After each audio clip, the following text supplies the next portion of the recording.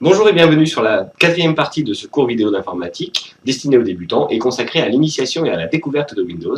Je suis David pour ordirepar.com et dans cette vidéo, je vous propose de continuer l'exploration de l'interface Windows qu'on a commencé avec les vidéos précédentes et aujourd'hui on va s'attaquer à la zone de notification de Windows.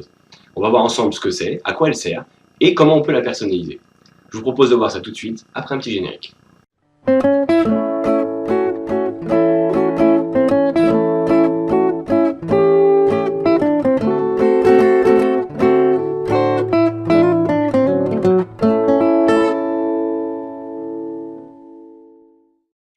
Nous voilà de retour sur le bureau de Windows, et cette fois-ci nous allons nous intéresser à la zone de notification.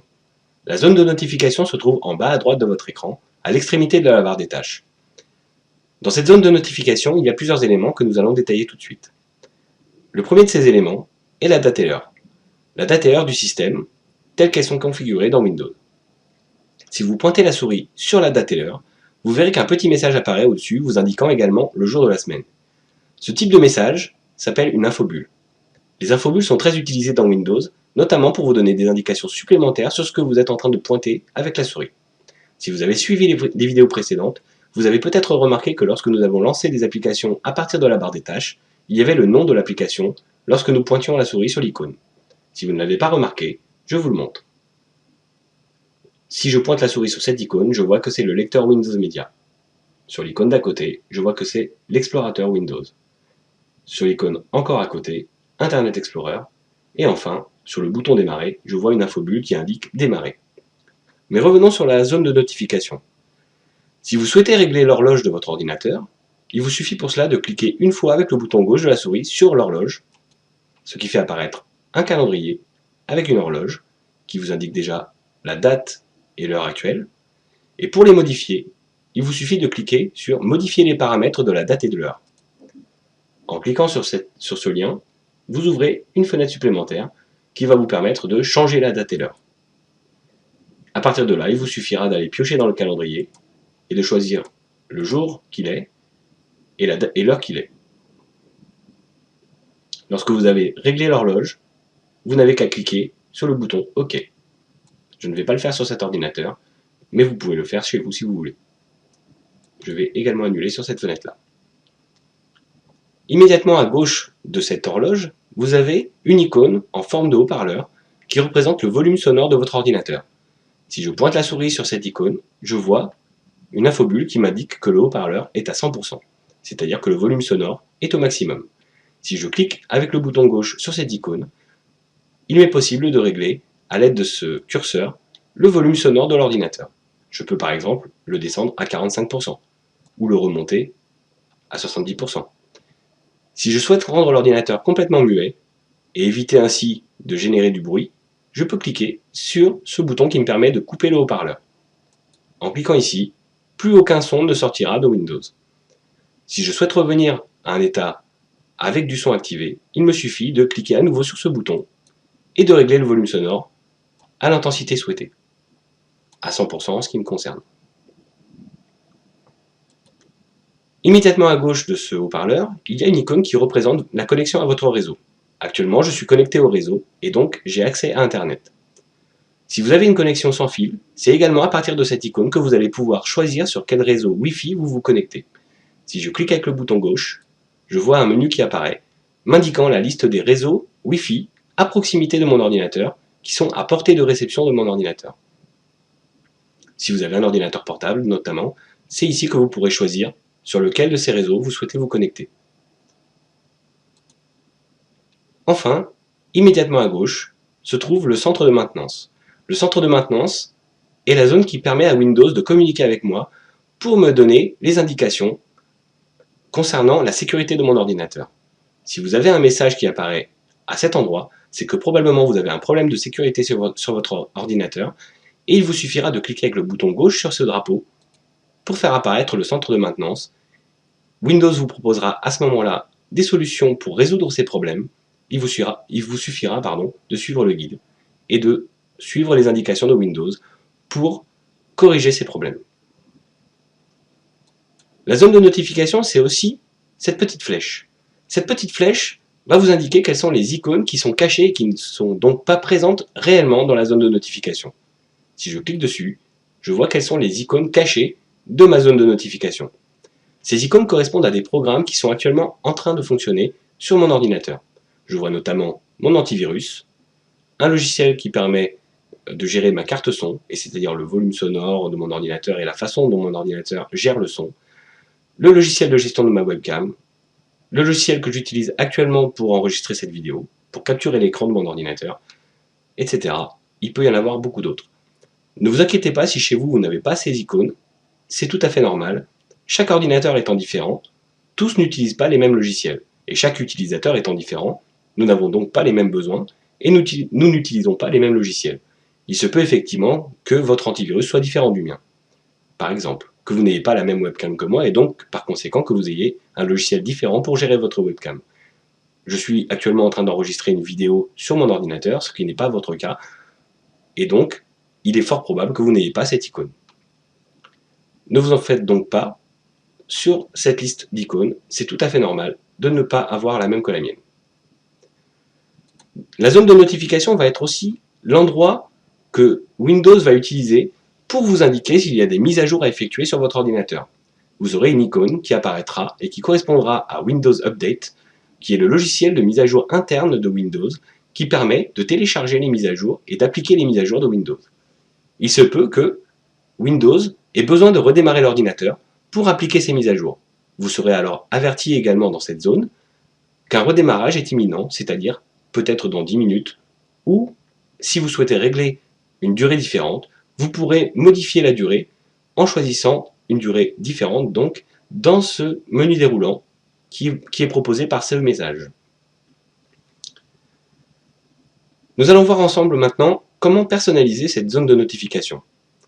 Pour personnaliser la zone de notification, il vous suffit de cliquer à nouveau sur cette petite flèche pour faire apparaître les programmes actuellement en cours de fonctionnement. Et sur le bas de cette fenêtre, vous avez un lien qui s'appelle Personnaliser. En cliquant sur Personnaliser, vous avez la liste des possibilités de personnalisation de votre zone de notification. On retrouve dans cette liste le centre de maintenance, le réseau, le volume sonore, mais également tous les programmes qui sont susceptibles de fonctionner dans cette zone de notification.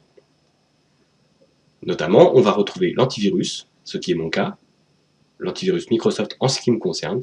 Chez vous, il est très certainement différent. Et d'autres programmes qui sont installés dans l'ordinateur. Pour chacun de ces programmes, il est possible de préciser la façon dont la zone de notification doit vous alerter des événements qui s'y produisent. C'est-à-dire, par exemple, pour le centre de maintenance, j'ai la possibilité d'afficher l'icône et les notifications. C'est ce qui est réglé par défaut. Si je décide de masquer l'icône et les notifications, le drapeau disparaît de cette zone. Vous voyez que le drapeau n'est plus là. Mais ce qui veut dire également que si des éléments sont portés à mon attention, je ne les verrai pas. Je peux, en revanche, décider de n'afficher que les notifications, c'est-à-dire que l'icône ne sera pas présente, sauf si le centre de maintenance a un message à me faire passer, et dans ce cas-là, l'icône apparaîtra. Vous pouvez choisir ces réglages pour chacun des programmes, que ce soit pour le réseau, le volume, mais également pour tous les autres programmes comme l'antivirus, le logiciel de la webcam, pour votre imprimante, pour d'autres logiciels qui pourraient être présents dans la zone de notification. L'icône de Windows Update, dont je parlais tout à l'heure, ne s'affiche par exemple que lorsque des notifications sont apportées à ma connaissance. L'antivirus peut être un programme intéressant à afficher en permanence dans votre zone de notification. En l'occurrence, je vais personnellement régler le mien pour qu'il apparaisse en permanence. Je vais sélectionner dans le menu « Afficher l'icône et les notifications », ce qui va me permettre de savoir que mon antivirus est bien en cours de fonctionnement et que je n'ai pas de problème de sécurité de ce côté-là. Il est également possible de régler d'autres paramètres qui sont des icônes système. À l'aide de ce bouton, vous allez cliquer et obtenir une liste des autres paramètres système que vous pouvez faire apparaître dans la zone de notification. C'est d'ailleurs ici qu'on va retrouver l'horloge, à nouveau le volume, le réseau, les paramètres d'alimentation si vous êtes sur un ordinateur portable, ce qui n'est pas mon cas, c'est pour cette raison que l'option est grisée chez moi, et le centre de maintenance. Si par exemple vous souhaitez faire disparaître l'horloge de la zone de notification, il vous suffira de cliquer sur ce menu et de choisir désactiver. Et vous voyez que l'horloge a disparu de la zone de notification. En ce qui me concerne, je préfère avoir l'horloge, donc je vais la laisser activée. Si vous avez fait des modifications et que vous n'êtes pas certain d'être revenu à l'état normal de l'ordinateur, en tout cas à son état d'origine, il vous est tout le temps possible de revenir à son état d'origine en cliquant sur Restaurer les comportements des icônes par défaut. Une fois que vous avez sélectionné quelles sont les notifications à afficher, il vous suffit de cliquer sur OK pour valider. Nous revenons à cette liste d'autres zones de notification de programmes que nous pouvons sélectionner. Et dans cette zone, c'est exactement la même chose. Nous avons aussi la possibilité de restaurer les comportements des icônes par défaut, ce qui va avoir pour effet d'annuler toutes les modifications que nous aurions apportées. Il est également possible de décider d'afficher en permanence toutes les icônes dans la barre de tâches et donc dans la barre de notification. Si je coche cette case, toutes les icônes de tous les programmes qui sont en cours de fonctionnement s'affichent dans la zone de notification. Ce n'est pas ce que je souhaite. Je décoche cette case et je reste sur ce fonctionnement. Je valide en cliquant sur OK. Si vous cliquez avec le bouton droit sur l'une de ces icônes, vous allez voir que d'autres options sont disponibles. Par exemple, pour le réglage du son, si je clique avec le bouton droit, un menu contextuel apparaît qui m'offre plus de possibilités que le simple clic avec le bouton gauche. De la même façon, si je clique avec le bouton droit sur l'icône de réseau, je peux résoudre les problèmes ou bien ouvrir le centre de réseau et partage. Sur la zone concernant le centre de maintenance, j'ai également des possibilités. Et sur chacune des applications, vous pouvez également tenter de cliquer avec le bouton droit de la souris, ce qui va vous donner parfois quelques options. Sur l'antivirus, en ce qui me concerne, je n'ai que la possibilité de l'ouvrir. Mais si vous ouvrez la liste des icônes cachées et que vous cliquez par exemple sur l'icône de la webcam, vous voyez qu'il y a d'autres options disponibles. Nous avons fait le tour des possibilités de cette zone de notification. Je vous propose de nous retrouver dans le monde réel pour une petite conclusion.